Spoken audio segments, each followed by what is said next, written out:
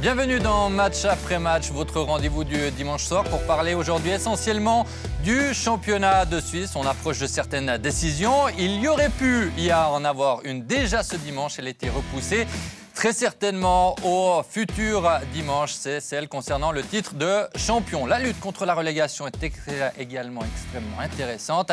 Et de cela, notamment, on va en débattre avec, autour de cette table, pour m'accompagner, Robin Mercier, Gabé Chapuisat et Valentin Schnork, journaliste à Sport Center. Messieurs, j'ai envie de commencer avec vous parce que l'on veut parler de la lutte contre la relégation de Lausanne. L'actuelle lanterne rouge qui avait certains espoirs. Gabé, après avoir réalisé une série de 3 matchs et 7 points, qui avait un test aujourd'hui contre Grasshopper, test non concluant avec une défaite 3-1. Est-ce que ce soir, ils font encore y croire pour les Vaudois ? Mathématiquement, oui. Il reste 5 matchs, 15 points en jeu, 7 points d'écart, un match, une confrontation directe à Lucerne. Donc, le coup est encore jouable. Mais, allez, soyons honnêtes, Lausanne revient de nulle part. Hein. Il y a un mois, c'est que tout le monde parlait de condamnation et de descente au purgatoire. Il y a eu ce sursaut avec 3 matchs 7 points, avec des adversaires, je dirais, complaisants. Je pense à Servette, un IB convalescent et puis un Lugano fantomatique lundi dernier. Et aujourd'hui, c'était le match de la vérité. Et le prochain, il fallait absolument, pour que Lausanne ait encore une chance de décrocher la place de barragiste, il fallait aujourd'hui gagner à Getse et surtout aller faire 3 points dimanche prochain à l'Allemagne. Avec la défaite aujourd'hui... depuis quelques temps, mais oui. on vous aura compris, Gabé. Vous jouiez à l'Allemagne à l'époque. Valentin. Le problème de Lausanne, c'est qu'ils sont dans une situation où ils doivent faire des points. Et quand on dit faire des points, c'est pas seulement un point. Un match nul, ça suffit pas. Donc ils doivent produire quelque chose. Et quand tu produis aussi peu contre un adversaire comme Getse, qui n'est pas un concurrent direct, mais pas loin quand même, tu produis aussi peu dans le jeu, c'est quand même compliqué d'avoir des attentes beaucoup plus élevées que ce qu'on a vu aujourd'hui et le classement qui est tel qu'il est à l'heure actuelle. Lausanne est à 7 points de Lucerne. Ça va être quand même compliqué de les combler, même si évidemment il y a cette petite lueur d'espoir de la semaine prochaine. Mais moi, ce qui m'inquiète vraiment, et ce qui me perturbe vraiment, c'est ce match d'aujourd'hui où, alors il y a ce but de Kuki qui est très très beau, ce coup franc de Kukurozovic, mais derrière il se passe vraiment pas grand chose au niveau de la production offensive du Lausanne Sport. Et là, c'est inquiétant quand même dans des moments comme celui-ci. C'est vrai quand même, Robin, après les dernières rencontres, on s'est dit, pourquoi pas ce Lausanne qu'on avait déjà enterré, enfin nous et pas seulement nous, pourquoi pas? Et aujourd'hui? Malheureusement, j'ai envie de dire que le réveil, il est arrivé un peu trop tard. On a eu une belle équipe du Lausanne ces derniers temps, mais ouais, comme c'est trop tard, ils ont enchaîné trop de défaites en cette année 2022. Et le problème qu'ils ont aussi sur la route, c'est Lucerne. Chaque fois que Lausanne faisait des points, Lucerne en faisait aussi. Du coup, c'était un peu le chasse-patate derrière. Mais malheureusement pour eux, le Lucerne a aussi su réagir dans ce championnat.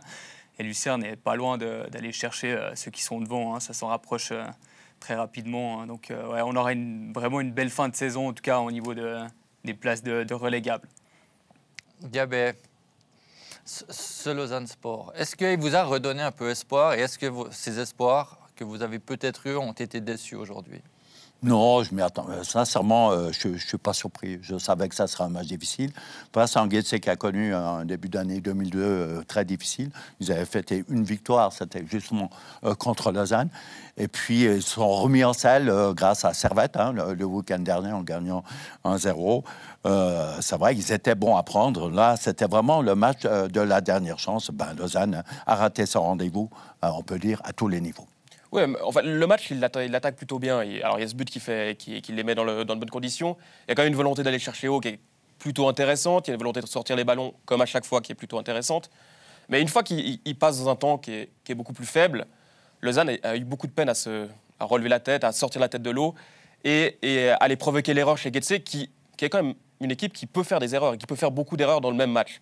Là, sur ce match, il n'y a pas eu vraiment d'attitude conquérante de la part du LS. Une fois ce but marqué, ce 1-0 marqué.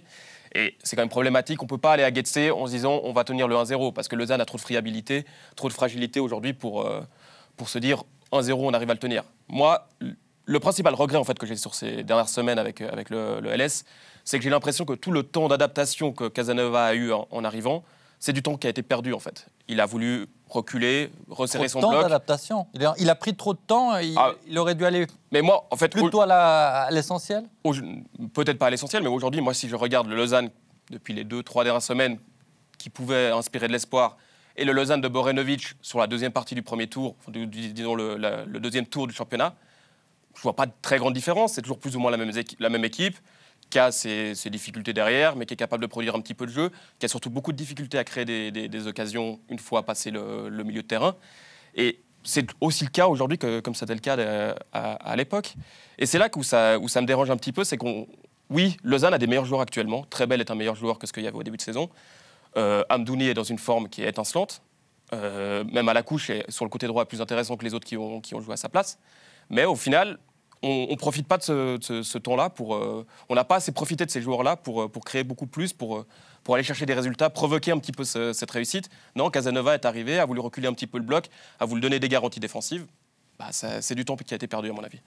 Mauvais choix ou trop tard, prise de conscience qu'il faut faire les choses différemment, Robin? Ouais, je ne suis pas sûr que ce soit la patte Casanova qui, au final, change tout dans le jeu du Lausanne. Je pense surtout que c'est certains joueurs qui ont élevé leur niveau de jeu, tout simplement. Comme tu as dit, Zeki Amdouni, Trebel, ils font vraiment du bon travail. Et on le voit sur les derniers matchs qu'ils ont fait, le Lausanne Sport, c'était majoritairement eux qui ont su faire la décision, surtout Amdouni. Donc voilà, c'était aussi aux joueurs, au bout d'un moment, d'élever le niveau de jeu. Puis on voit qu'ils en ont les capacités. Il y a juste eu ce temps d'adaptation avec l'arrivée de Casanova, ça a pris du temps et malheureusement la sauce a pris un peu trop tard. Oui, bon, ils ont vécu ces derniers temps. C'est vrai que le sursaut lausannois, il avait pour au moins un nom, c'était Amdouni, hein, qui offensivement a fait la différence, il faut dire la vérité. Donc c'était l'arbre pour moi qui cachait la forêt. Aujourd'hui, on l'a moins vu, c'était plus compliqué. Et Lausanne a tout de suite été en difficulté. Ils ont fait illusion, comme Valentin dit, pendant 20 minutes, et puis gentiment disparu des écrans, et puis ils ont concédé une défaite des plus logiques. Est-ce qu'il faut quand même avoir des regrets aujourd'hui pour cette équipe vaudoise? Est-ce que actuellement, certainement sur le chemin du retour, Lausanne peut être en train de se dire « Ah si, ça aurait pu être différent ». Les regrets, ils les auront sur toute la saison, à mon avis. Il y a d'autres moments pour avoir des regrets que simplement le match d'aujourd'hui. Sur le match d'aujourd'hui, comme j'ai dit, à mon avis, ils pouvaient essayer de provoquer un petit peu plus la chance. Peut-être que ce but-là ne les a pas mis dans les meilleures conditions parce que ça les a forcés à reculer. Moi, je pense qu'ils ont forcément les moyens de sortir des ballons de manière plutôt propre. Ils ont une capacité à construire des actions qui peut être intéressante une fois arrivés au milieu de terrain. C'est ensuite qu'il manque de véritables apports, que ce soit sur les côtés. Une fois qu'on a touché Amdouni, on a de la peine à trouver des relais aussi. Polero a passé le match, c'était un désert. Sanchez est un bon joueur, ça y est, je crois qu'il n'y a pas à dire, c'est prometteur, on va pouvoir tirer quelque chose de lui. Mais jeune et inexpérimenté, voilà, c'est normal aussi, on ne peut pas non plus faire reposer le destin du LS sur un joueur comme Sanchez. Non, les regrets, il va falloir les avoir sur toute la saison, sur la manière dont a été construit l'effectif au début de saison, sur la manière dont on a voulu l'ajuster en cours de saison aussi, en ajoutant tout le temps un petit peu un ou deux nouveaux joueurs. Borenovic avait plus ou moins trouvé une stabilité, on lui enlève un Puertas, on lui enlève un Barres certes qui ne jouait plus, dont on ne faisait plus jouer, on ne voulait plus qu'il joue en tout cas. On lui ramène d'autres joueurs qu'il ne peut pas intégrer. Casanova doit aussi intégrer des nouveaux joueurs. Il y avait beaucoup trop d'irrégularités dans cette saison du ULS pour avoir une continuité, pour avoir une construction qui soit saine, à mon avis. C'est un pas en arrière, la prestation d'aujourd'hui, après les 3 derniers matchs? Pas en arrière, non, je pense pas. Mais ouais, c'est comme ils ont eu des défauts tout au long de la saison. Ils ont eu ce très bon passage là, lors des 3 derniers matchs. Malheureusement, aujourd'hui, ils retombent dans leur travers. Moi, je pense qu'ils sont capables de redresser la tête pour les prochaines rencontres, surtout qu'elles sont importantes. Hein. Il y a Lucerne bientôt, mais ils ont une fin de championnat aussi qui est pas mal compliquée avec Bâle Zurich. Donc là, ça se corse vraiment pour l'issue de la saison pour Lausanne. Vous parlez un petit peu comme si on évoque une équipe d'ores et déjà reléguée. On parlait de 2 matchs, 6 points absolument à faire, Yabé avec Guettier et Lucerne. Vous maintenez, même si Lucerne n'a pas fait de points aujourd'hui? Tant mieux que c'était l'occasion idéale, donc rêver. Et c'est vrai que, Lucerne, j'ai quand même regardé, ils ont pas fait un parcours extraordinaire, je dois dire, ils ont été absolument, bien que dans le jeu, hein, ils ont été souvent intéressants, ils ont montré surtout des forces morales et footballistiques pour chaque fois revenir au score en fin de match. Hein, je vous rappelle, 2-0 à Getse, 2-0 contre Lugano, et encore lundi dernier contre Saint-Gall, alors qu'ils perdaient 2-1 à la 83e. Aujourd'hui, ils n'ont pas réussi à inverser la tendance. Mais bon, je trouve Lucerne un effectif quand même largement supérieur à celui de Lausanne, qui pour moi a définitivement enterré ses chances en ratant le mercato de Noël. C'est déjà à ce moment-là aussi, vous pensez ? Non, c'est au début de saison. À mon avis, c'est les moyens qui ont été donnés à Borenovic au début de saison qui ont été... Ouais, mais à Noël, j'entends pour corriger le tir. Et les ajustements qui pouvaient être attendus en janvier ont mis trop de temps à venir. Très belle est arrivé tard. Enfin voilà, à la couche est arrivé tard aussi. C'est des joueurs qui sont arrivés trop tard. Moi, quand on regarde ce qu'a fait Lucerne à l'intersaison, Lucerne était aussi dans une situation très compliquée. Je ne parle pas de Saint-Gall, parce que Saint-Gall, il y avait une forme de malchance et qu'il fallait corriger. Et puis une fois qu'ils ont apporté les corrections nécessaires, on a l'année qu'ils sont en train de faire actuellement. Lucerne, Mario Frick qui arrive à l'hiver. Une idée claire, on lui met 1 ou 2 joueurs, il peut aller prendre le jeune qu'il veut installer, Jachari, qui donne une autre allure à l'équipe. On lui ramène Aboubacar. Il arrive le premier match de janvier contre Bâle. Certes, ils perdent, mais déjà on voit qu'il y a déjà un changement qui a été fait. Pendant 3 semaines, il a pu travailler avec son équipe, avec son idée qu'il voulait avoir. Borenovic, il a dû bricoler. Il fait un match, on le fait sauter, on ramène Casanova. C'est pas de la planification intelligente de la part de Lausanne Sport. C'est une planification qui, sauf exploit, t'amène à être relégué. A priori, même surtout dans un championnat à 10, où c'est aussi serré que ça, évidemment que ça t'amène à être relégué. Si tu ne fais pas le coup de pouce nécessaire, tu n'amènes pas le coup de pouce nécessaire pour changer une dynamique, ben tu vas droit à la 10e place, droit à la lanterne rouge, droit à la relégation, quoi. Et dans le mur. Ils y sont. Robin, c'était à prévoir ce qui est en train d'arriver à Lausanne aujourd'hui et tout au long de la saison, malgré ces 3 derniers matchs qui sont, on a parlé d'Amdouni qui cache un peu l'arbre qui cache la forêt, ces 3 derniers matchs, c'est un peu la partie de championnat qui cache la misère du reste.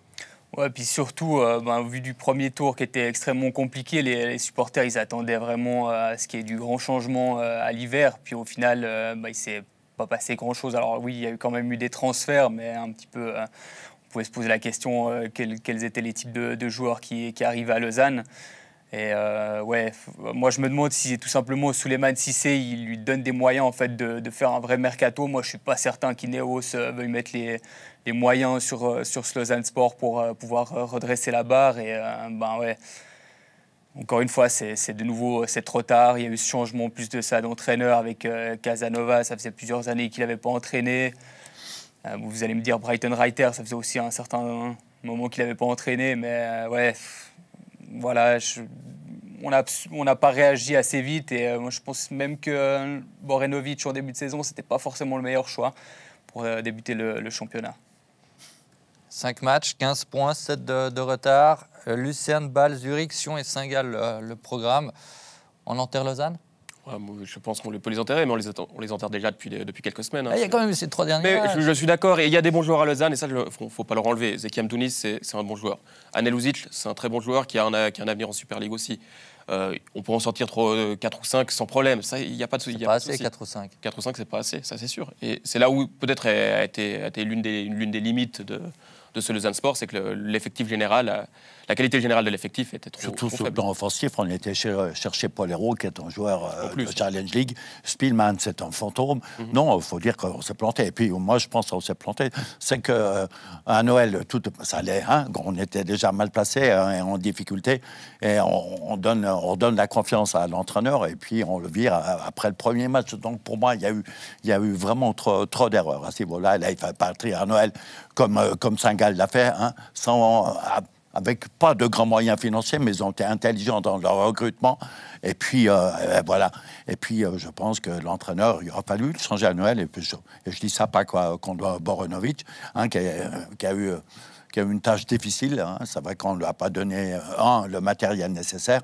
Et puis, le pauvre Casanova qui débarque, qui ne connaît pas notre football, c'est vrai que son apprentissage a duré trop longtemps. va vous entendre, on cloue le cercueil, même si ça ne sera pas non, officiel, pas. À Lucerne dans une semaine. Mais on peut regarder le match à Lucerne la semaine prochaine. Moi j'ai regardé tous les matchs de Lucerne depuis le début de l'année. Ce que produit Lucerne, c'est quand même très intéressant pour une équipe qui lutte contre la relégation. Mais il y a une valeur individuelle bien supérieure à celle de Lausanne.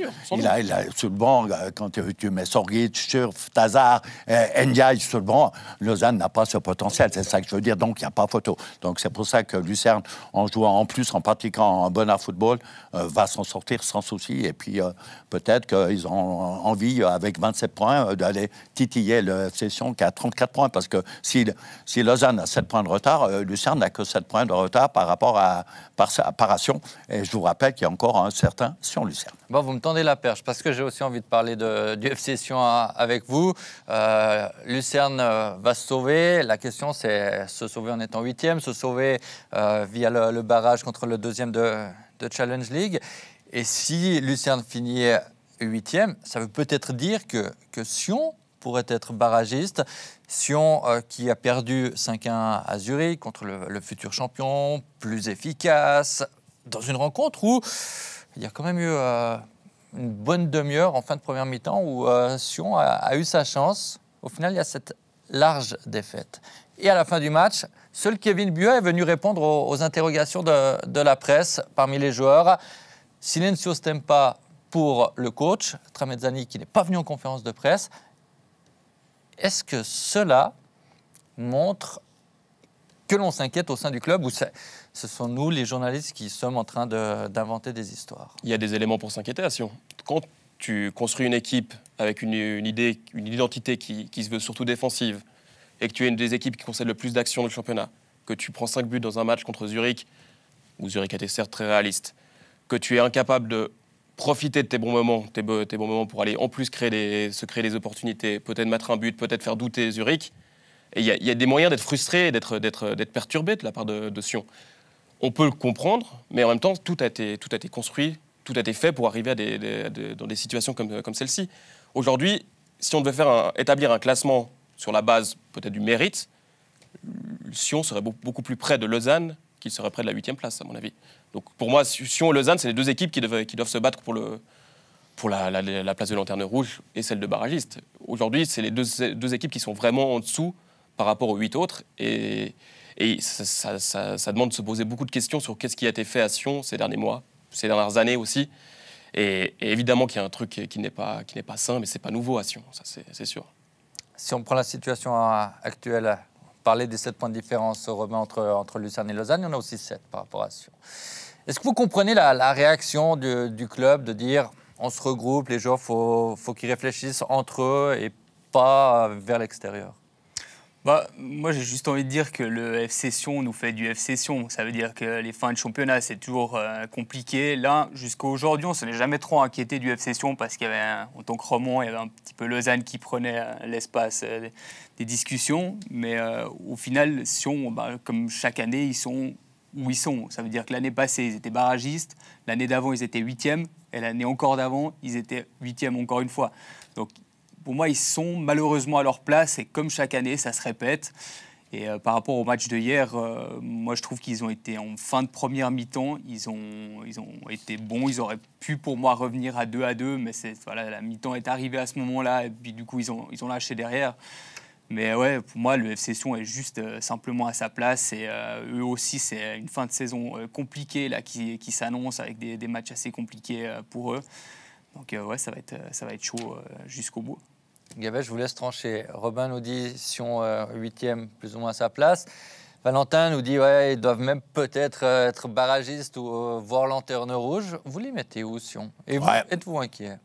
Non, moi j'ai entendu des bruits un petit peu internes. J'ai parlé avec un joueur de FC Sion qui m'a dit, moi j'ai rêvé qu'on faisait les barrages. C'est assez marrant. Je ne vais pas citer son nom. Hein. Il m'a dit... On ne va pas vous le demander. Non, pas du tout. Donc ça veut dire qu'il y a de l'inquiétude au sein de l'équipe. C'est vrai, mais il ne faut pas oublier que c'est la 4e saison que Sion était en difficulté. Alors chaque année, on dit on va corriger, on change d'entraîneur. Tramezzani, c'est la 3e expédition. Tramezzani, on connaît, hein, donc c'est aspect défensif, aucun jeu, aucune capacité à justement faire le jeu. comment ça s'appelle, le contenu offensif frise souvent le ridicule, hein, on est bien d'accord. Et là, je dois dire qu'hier, moi j'ai regardé le match, c'est vrai que c'est difficile quand tu vas chez le champion et que tu es mené déjà 2-0 après 9 minutes. J'ai quand même senti une bonne réaction jusqu'à la mi-temps, mais après il y a eu trop d'erreurs individuelles qui ont fait que, ben voilà, t'en prends 5. Je vous rappelle que sur le premier match, ils en ont déjà pris 6 à Zurich, donc ça fait la tête à Marco Valquer. Oui, voilà. Mais bon, Valquer, il a fait 9 points. Moi, je fais les bilans de Tramezzani. Je crois qu'une fois, il a fait 9-12, mais on retombe un petit peu dans les mêmes chiffres. Donc, c'est pas forcément que l'entraîneur qui doit être mis en question. Il faut se poser une question assez claire. Et pour moi, j'ai la réponse, elle est aussi tout aussi claire. Posez d'abord la question. Qu'est-ce qui a été bien fait? Qu'est-ce qui a été réussi à Sion cette saison? Pour moi, il n'y a rien. Rien n'a été bien fait cette saison à Sion. Je pense qu'il est temps de se poser certaines questions et d'élargir aussi l'idée qu'on veut avoir sur le destin du FC Sion, depuis plusieurs années évidemment, mais où est-ce qu'on veut aller avec ce club? Qu'est-ce qu'on veut en faire? Avec quel dirigeant on veut repartir l'année prochaine? Avec quel entraîneur on veut repartir l'année prochaine? Avec quel joueur? Qu'est-ce qu'on veut procurer? Qu'est-ce qu'on veut créer? Aujourd'hui, celui qui va à Tourbillon ne prend pas de plaisir. Il ne vient pas pour prendre du plaisir en regardant du football. Mais là, actuellement, si on doit jouer pour se sauver, est-ce que c'est la bonne méthode qui est utilisée pour y arriver? A priori pas, puisqu'il concède toujours autant d'occasions et qu'il se crée toujours aussi peu de possibilités. Oui. Enfin, il ne faut pas non plus se tromper de diagnostic sur le match d'hier contre Zurich. Oui, il y a une réaction qui a été plutôt intéressante une fois qu'ils ont été menés 2-0. Mais si on regarde dans le contenu, clairement, qu'est-ce qui s'est passé? Ils ont tiré 20 fois au but, Sion. Il n'y a eu que 6 tirs qui ont été effectués de l'intérieur de la surface. En face, Zurich a tiré 19 fois au but. Il n'y en a que 4 qui ont été effectués en dehors de la surface.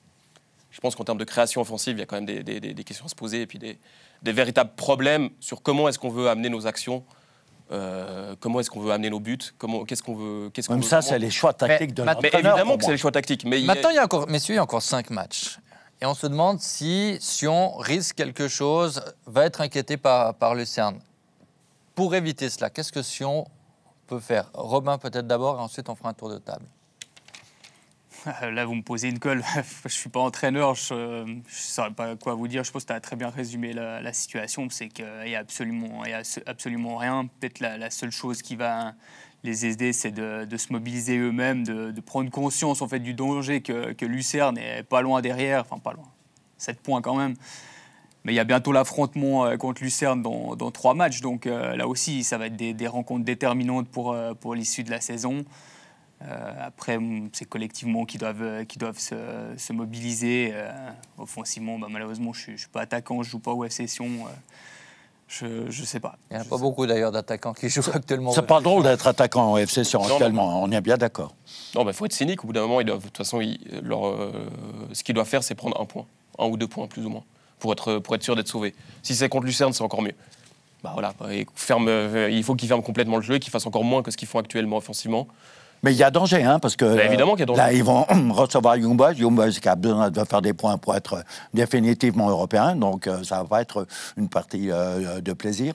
Et puis après, il y a les confrontations. Et si tout d'un coup, je ne sais pas, Lucerne va certainement battre Lausanne le week-end prochain. Si on perd, il n'y a plus que 4 points d'écart. Et il y a une confrontation directe. C'est vrai qu'il y a danger. Urgence, même. Bon, Gavet, vous avez été parmi les personnes autour de cette table, celui qui a le plus longtemps coaché, y compris à Sion. Qu'est-ce que vous feriez avec les joueurs à votre disposition actuellement pour s'en sortir? Parce que maintenant, à vous entendre, on parle juste de s'en sortir pour le FC Sion. Non, mais je pense qu'en valeur individuelle, il y a quand même de la qualité. Ça, je suis absolument convaincu. C'est le collectif, il faut trouver l'équilibre attaque-défense et tout. Mais moi, je prendrais un petit peu plus de risques. J'estime que derrière, avec des gens comme Benito et tout ça, on peut mettre une équipe en place qui tient la route défensivement. Et puis, il faut être plus audacieux offensivement. Parce que les gens, ils ont compris à Tourbillon, les spectateurs ne viennent plus, ils s'ennuient. C'est le désert. Donc, c'est vrai que moi, j'estime que l'effectif à disposition, sans être dans la valeur d'un futur champion suisse, a quand même sa place au plus haut niveau. Mais genre, un peu plus de soutien pour Stojkovic, avec des vrais attaquants. Jouer avec 2 attaquants, un vrai 4-4-2, pourquoi pas, mais surtout avec une véritable animation, peu importe le système, je parle de l'animation. Et c'est ce qui manque actuellement. On ne peut pas inventer une animation en une semaine non plus. Hein. Avec Tramezzani, c'est pas passé grand-chose depuis le début de saison, c'est pas maintenant qu'il y a tout qui va être révolutionné. Et je ne m'attends pas à ça, de toute façon. Ça, non, mais c'est mon avis. Hein. C'est ce qu'il faudrait, évidemment, mais c'est ce qu'il faudrait faire depuis le début d'une saison. Bah non, le temps n'existe plus. Les joueurs ne sont pas forcément peut-être réceptifs non plus à un discours qui peut changer du tout au tout du jour au lendemain. Il faudrait leur demander déjà. Je pense qu'il n'y a pas beaucoup de solutions pour Tramezzani, si ce n'est essayer de faire encore mieux que ce qu'il fait actuellement, mais c'est quand même compliqué, quoi. Sion à 5 matchs, Gabel a un peu évoqué. Il y a Young Boys, ensuite il y a des confrontations directes. Il y aura Getse, il y aura Lucerne, il y aura Lausanne, il y aura Servette aussi. Mieux de jouer des confrontations directes ou avec un certain kit ou double, ou mieux de jouer contre des adversaires pas impliqués dans la même... C'est vite vu, il faudra tout simplement gagner ces confrontations directes parce qu'on l'a vu contre Lausanne et Lucerne, quand un gagne, l'autre gagne aussi. Donc il ne faut pas compter sur les autres, en tout cas pour ce championnat. C'est sûr que ça sera déterminant. En tout cas, ces matchs contre Lausanne, Lucerne, ce sera vraiment l'équipe qui va poser des problèmes à tout le monde sur cette fin de championnat, surtout FC Sion. Plus de pression de jouer des confrontations directes ? C'est peut-être plus facile à aborder, disons que ça demande de gérer ou de s'adapter à un adversaire. C'est plus facile de s'adapter à un adversaire que définir une nouvelle idée, quoi. C'est concrètement. Donc à mon avis, c'est peut-être mieux en termes de... Ouais, la manière de mobiliser ces joueurs, c'est beaucoup plus intéressant quand on a une quasi-finale à jouer ou ce qui pourrait s'assimiler à ça. Mais encore une fois, moi je veux bien qu'on se pose la question, est-ce qu'il faut s'inquiéter pour Sion ? Le risque, c'est quoi ? C'est qu'en effet, qu'ils tombent en Challenge League, mais s'ils se maintiennent, c'est pour quoi faire ensuite ? Oui, ok, on va retrouver peut-être Sion l'année prochaine en Super League, comme on l'a retrouvé toutes les 3 ou 4 dernières années, après s'être sauvé dans les 2 ou 3 dernières journées. Et qu'est-ce qui s'est passé ? Mais statu quo, des entraîneurs, certains avaient des idées, ont été placés, et puis très vite, ils sont revenus à une option beaucoup plus défensive. Grosso, quand il est arrivé il y a 2 ans, il avait des idées, il avait un discours qui pouvait être prometteur. Mais très vite, il a compris qu'à Sion, ce qu'on lui demandait, c'était surtout de limiter la casse, concrètement, d'encaisser le moins de buts possible. Il a reculé, il a mis en place des approches beaucoup plus restrictives, beaucoup plus conservatrices. Valker, peut-être, était fait pour ce rôle-là, sur un rôle où on devait défendre un petit peu plus. Tramezzani est aussi dans cette optique-là. Finalement, il faut remonter à Zeidler pour avoir un entraîneur qui a une idée différente. Quoi. Je crois qu'il a tout résumé. L'erreur, pour moi, ça avait été le départ de Zeidler, qui avait en place un football intéressant. Il a été viré alors qu'il y a juste avant la finale de Coupe. Je vous rappelle qu'ils ont largement perdu. La première perdue. Confrontation directe, bien ou pas bien ? Bon, c'est des matchs à 6 points, on connaît le danger. Bon, il suffirait de gagner Lucerne pour être sorti de l'auberge. Et puis, je pense que d'ici là, Lausanne sera déjà reléguée. Donc, Sion ne va pas rigoler d'ici la fin du championnat. Mais je pense qu'ils ont le calendrier et quand même l'équipe, même si elle est en grande difficulté pour éviter les barrages. C'est un avis personnel. Valentin, ils vont s'en sortir, mais je pense qu'ils vont s'en sortir. Mais ce ne sera pas forcément ça récompensera pas forcément la saison qu'ils ont réalisée. Leur saison est tellement quelconque, tellement, on peut le dire, inintéressante, que oui, ils s'en sortent bien, ils vont s'en sortir bien, et puis voilà. Mais encore une fois, il faut poser les bonnes questions à Sion. Et elles vont beaucoup plus loin que le simple totomate auquel on veut nous ramener chaque année, chaque saison, on veut nous ramener à ça. Mais en fait, c'est pas ça qui est important à Sion. Il y a quand même une communauté de supporters qui est prête à suivre ce club, à vivre pour ce club. Si tu ne lui proposes rien, si tu ne lui racontes pas une histoire, tu ne vas jamais t'en sortir à Sion. Et chaque année, c'est ce qu'on nous propose, c'est toujours la même dynamique. C'est vraiment fatigant à suivre une équipe comme Sion. Inquiétude, pas pour cette saison, plus pour sur le long terme. Oui, c'est sûr. Robin. Comme chaque saison, quoi. Robin, inquiétude ou finalement, vous vous dites, Sion, comme d'habitude, va faire les points le jour où il faudra, dans une des confrontations directes, et ça suffira. Inquiétude le jour du match face à Lucerne, ouais, quand même. Pour moi, ce sera, comme je l'ai dit, déterminant. C'est un match à 6 points. Mais ouais, comme chaque saison, si on se demande à chaque fois ce qu'ils vont nous proposer, on va avoir certainement une valse d'entraîneurs en cours de saison, sans vraiment de réel plan de jeu. Je pense que ça aussi, les changements d'entraîneurs, ça peut pas mal embêter la formation, qui au final, quand vous changez tout le temps de système, forcément les joueurs perdent un peu leurs repères, certains se retrouvent sur la touche. Donc ouais, ça déstabilise pas mal et il faudrait quand même une stabilité pour les années prochaines. On suivra évidemment tout cela avec un certain intérêt. 5 journées encore en Super League. La Super League, on s'y attendait un petit peu, c'est désormais officiel, non pas pour la saison prochaine, mais pour la saison suivante, qualifiera 5 clubs pour les Coupes d'Europe, ce qui n'était pas arrivé ces dernières années en raison des résultats décevants. Mais Young Boys et Bâle ont réussi un certain nombre de belles prestations. IB en phase de groupe de Ligue des Champions, Bâle qui a brillé en Conference League. 5 clubs en Coupe d'Europe pour la saison 2023-2024. 4 ou 5 équipes, Valentin. Ça fait une grande différence pour le football suisse. Il y a plus d'exigences vis-à-vis des clubs qui vont être impliqués parce que forcément les points se divisent par 5 ensuite. On a des points à défendre de Bâle et de IB. Il faudra être capable de les défendre et les 5 équipes devront être engagées pour défendre ces points-là. Maintenant, ça ne peut pas être une mauvaise nouvelle d'avoir plus d'équipes suisses en Coupe d'Europe. C'est la possibilité de se confronter à d'autres championnats, à d'autres équipes qui viennent d'ailleurs. Mais par contre, ça leur impose d'avoir une planification qui est faite aussi en fonction de la Coupe d'Europe, qui comporte la Coupe d'Europe. On ne peut pas débarquer en juillet, avoir une équipe totalement nouvelle et négliger ces matchs-là de Coupe d'Europe parce que le championnat est plus important. C'est pas possible. Pour l'avenir du football suisse, on peut plus se le permettre, ce genre de choses. Que ce soit on a beaucoup cité Lucerne ces dernières années, mais on peut aussi mentionner... Il y en a eu d'autres. Hein. Il y en a eu d'autres. Saint-Gall a aussi été concerné. Servette, l'année passée contre Molde, à mon avis, il y avait largement la possibilité de... 2 années de suite, passer. Servette. La première année, c'était contre 1 sur un match. Pourquoi pas une équipe de Ligue 1, c'est normal que ce soit supérieur, a priori. Mais enfin voilà, ça demande au club de planifier avec la Coupe d'Europe et pas de prendre la Coupe d'Europe comme un artifice pour amener du public ou bien raconter une histoire un petit peu différente, mais simplement qui est basée simplement sur la communication. Il faut vraiment que ce soit une stratégie sportive qui comporte la Coupe d'Europe et qui amène à défendre ses points et réaliser des performances. Certains clubs suisses ont négligé, ont peut-être oublié l'importance de cette Coupe d'Europe et ça doit changer. Non, je pense qu'on a vu l'importance que ça a eu avec IB en Champions League. On a vu qu'on pouvait briller en Europe. Moi, je pense que c'est une belle vitrine pour les clubs nationaux. Ça va amener un engouement par rapport à ça.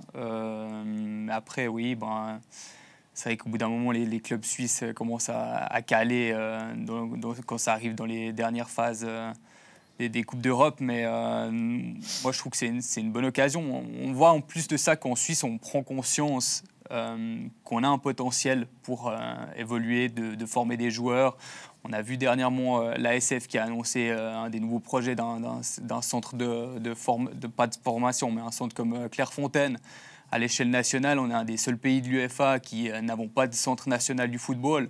Donc on prend conscience quand même qu'on a les capacités, on a un vivier de joueurs, de clubs pour briller en Europe à l'international.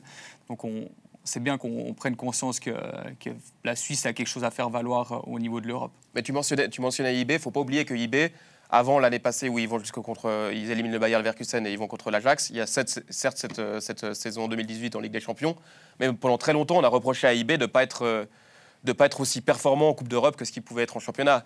Et des défaites à Skanderborg en Albanie. Quand ils se font éliminer contre Midtjylland en tour qualificatif de Ligue des Champions. C'est quand même des défaites qui ont été lourdes pour IB et qui n'étaient pas au niveau de ce qu'ils étaient capables de produire en championnat. Donc il y a une exigence qu'on attend aussi en Coupe d'Europe et ça, c'est un message à faire comprendre au club aussi, je crois. Cette vitrine évoquée par Robin, est-ce que les clubs en sont conscients? Est-ce que des fois, même les joueurs sont conscients de ce que ça peut leur amener à eux, notamment les jeunes qui ont envie un jour ou l'autre de briller à un plus haut niveau? Ben, les Coupes d'Europe, je pense qu'il n'existe pas meilleure vitrine hein, pour les joueurs, pour se mettre en valeur et tout. Mais il ne faut pas oublier que la concurrence est vive. Hein. Il n'y a pas de match facile. Hein.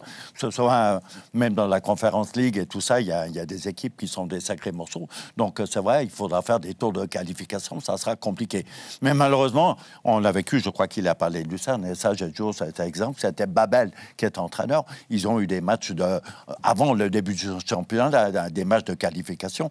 Et les mecs, ils ont dit, moi, j'en ai rien à foutre, je m'excuse du terme, moi, je prépare mon équipe pour le championnat. Alors, c'est vrai que si on a la chance d'avoir 5 équipes et qu'on aborde ces Coupes d'Europe avec cet état d'esprit, on va vite redescendre à 4 et peut-être bientôt à 3. Voilà. Et d'ailleurs, en fait, on ne demande pas aux clubs suisses d'éliminer des clubs anglais, des clubs italiens, des clubs espagnols. Non, c'est pas ça qu'on leur demande aux clubs suisses. C'est de battre les équipes qui sont entre la 7e et la 20e place au coefficient UEFA. C'est faire des exploits comme IB a fait contre le Bayer Leverkusen. C'est très bien pour la vitrine, ça c'est sûr. Mais il faut déjà y arriver dans les poules. Et ça veut dire qu'il faut battre des équipes qui sont à peu près du même niveau. Et c'est ça qu'on demande surtout aux clubs suisses, c'est de garder la place qui va être actuellement la sienne, quoi. Mais la qualité vient de plus en plus élevée. Et puis, c'est des exigences. Il faudra être prêt pour avoir des contingents compétitifs. Il ne faut pas rêver. Hein. On se pose la question de que peuvent viser ces clubs suisses. Le football suisse, le championnat de Suisse, selon le classement UEFA, au terme de la saison précédente, 19e, là, passe 14e. On verra quelle va être l'évolution.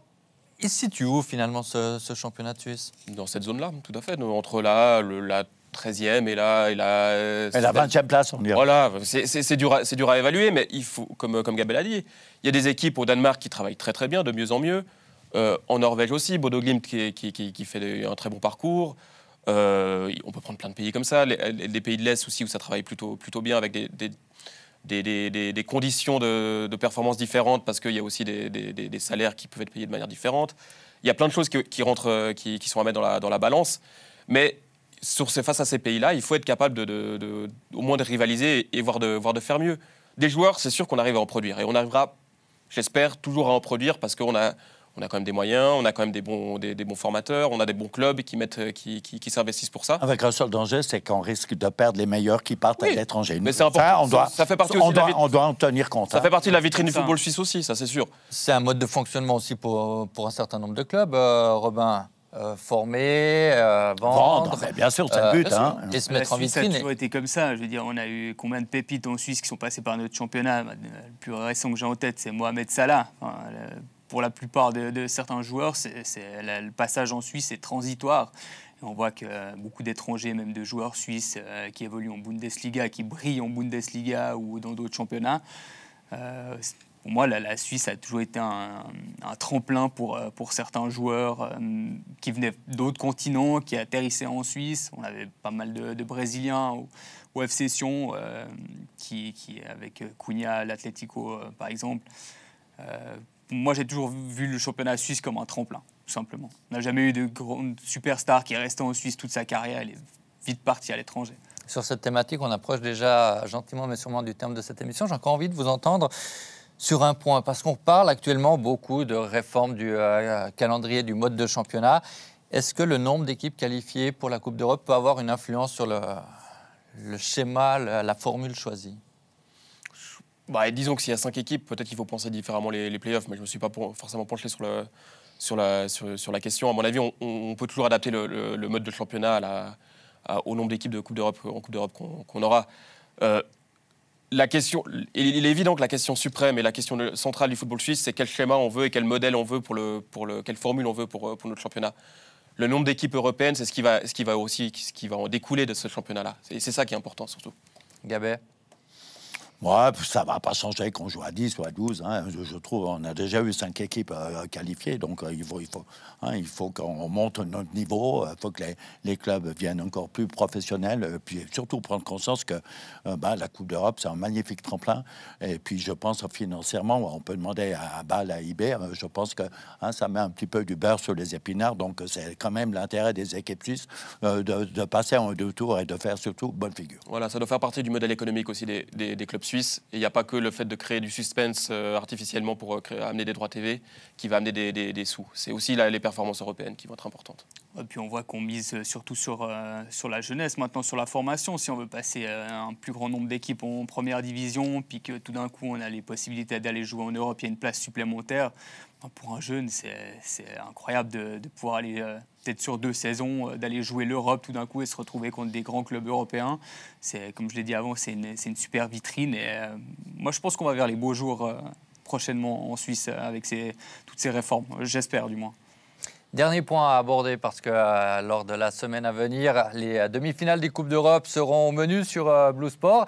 Et je vais profiter de la présence de Gabet, de Robin et de Valentin pour leur demander qui est le favori de la Ligue des Champions. Compliqué.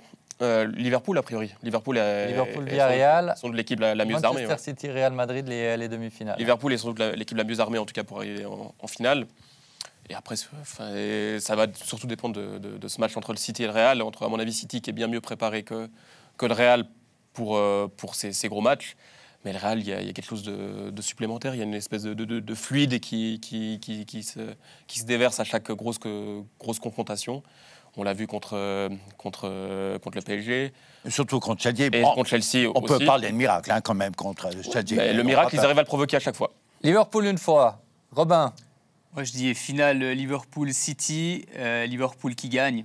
Liverpool 2 fois. Bon, c'est pas très original. Malheureusement, je vais retomber un petit peu dans... Liverpool 3 fois. Non, Liverpool est parti pour faire un quadruplé. Ils ont déjà gagné la Coupe de la Ligue. Ils sont en finale de la Coupe d'Angleterre. Ils sont à 1 point de Manchester en championnat. Et là, je pense qu'ils vont passer le cap contre Villarreal, qui est quand même, malgré tout, la surprise de la compétition.